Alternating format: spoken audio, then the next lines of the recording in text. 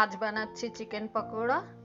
এতে আছে একদম বোনলেস ছোট্ট ছোট্ট করে পিস করা, এই যে ছোট্ট ছোট্ট পিস করা বোনলেস চিকেন।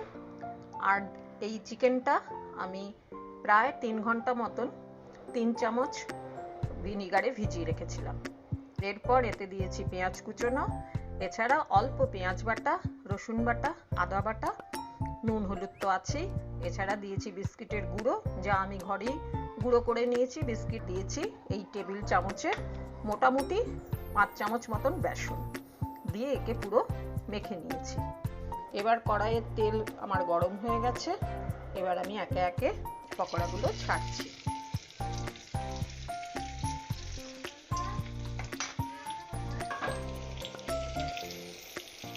এই আমি ছেড়ে দিলাম, পকোড়াগুলো গড়ে এরপর এক পিঠ হতে থাকুক, তারপর আমি এটাকে উল্টাবো। চিকেনগুলো এক পিঠ হয়ে গেছে, এবার আমি উল্টে দিচ্ছি।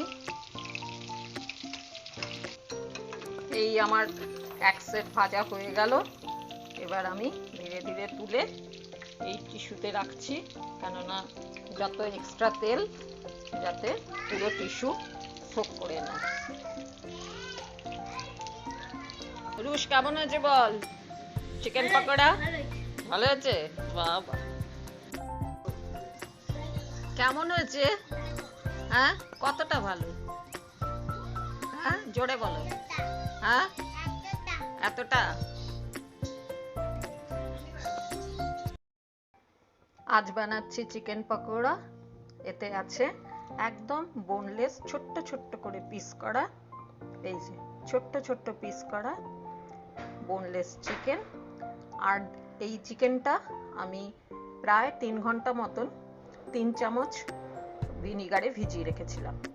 এরপর এতে দিয়েছি পেঁয়াজ কুচোনো, এছাড়া অল্প পেঁয়াজ বাটা, রসুন বাটা, আদা বাটা, নুন হলুদ তো আছেই, এছাড়া দিয়েছি বিস্কিটের গুঁড়ো, যা আমি ঘরেই গুঁড়ো করে নিয়েছি। বিস্কিট দিয়েছি এই টেবিল চামচে মোটামুটি 5 চামচ মতন বেসন দিয়ে একে পুরো মেখে নিয়েছি। এবার কড়াইয়ের তেল আমার গরম হয়ে গেছে, এবার আমি একে একে পকোড়াগুলো ছাড়ছি।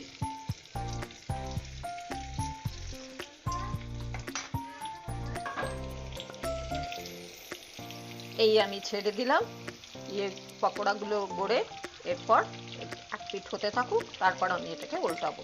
চিকেনগুলো এক পিঠ হয়ে গেছে, এবার আমি উল্টে দিচ্ছি। এই আমার এক সেট ভাজা হয়ে গেল, এবার আমি